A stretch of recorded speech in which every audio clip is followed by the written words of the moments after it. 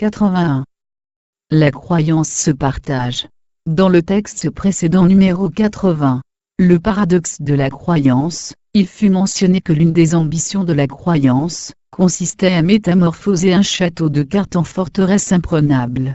Si une pensée unique peut réaliser ce tour de force, elle n'y parviendra que mieux en s'associant. La croyance se partage, et c'est ainsi que naissent les religions et les spiritualités, qu'elles trouvent une assise et gagnent en expansion. Il semble donc intéressant d'étudier ce socle sur lequel tout semble reposer. La croyance rassemble, l'être humain est un animal grégaire, elle constitue le ciment qui donne la cohésion au groupe, lui permet de se réunir autour d'une doctrine, qu'elle soit d'inspiration religieuse ou de nature laïque. Chaque personne impliquée dans cette perspective y puise de l'énergie, effet de groupe, et trouve la sécurité, identification et partage. Cela est perçu dès le début de la fréquentation, permettant au groupe initial de durer et de prospérer, du moins, tant qu'il réussit à capter les consciences. Cependant, le réconfort procuré par l'adhésion à une église contient des limites, impose des contraintes.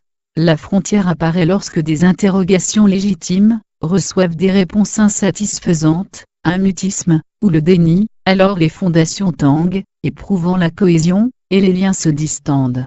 L'asservissement exige de ne pas franchir les lignes de démarcation.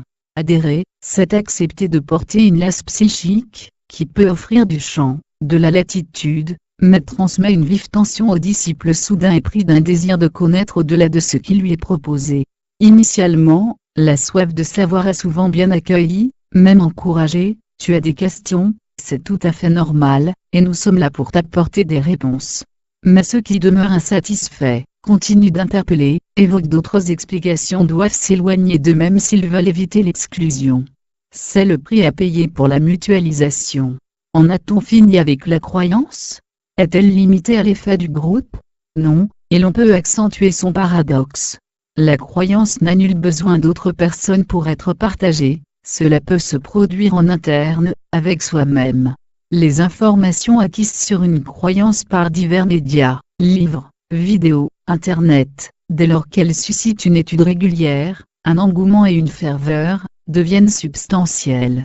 Elles créent un point de référence, un refuge où l'on aime à se trouver, comme la fréquentation d'un groupe partageant nos idéaux.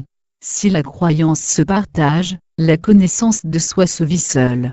Elle débute d'ailleurs par une solitude complète dans le milieu utérin, lorsque le fœtus perçoit ses premières sensations, interagit avec son environnement. Se poursuivant avec le libre arbitre, elle est susceptible d'accéder à l'expression de la pleine conscience. Alors, souhaitant s'engager sur le chemin de la connaissance de soi, doit-on appréhender cette solitude? Non, car outre les trésors qu'elle permet de découvrir en soi, cette connaissance, par la conscience qu'elle développe naturellement, dissipe les attentes, substitue à l'espérance la beauté de l'instant.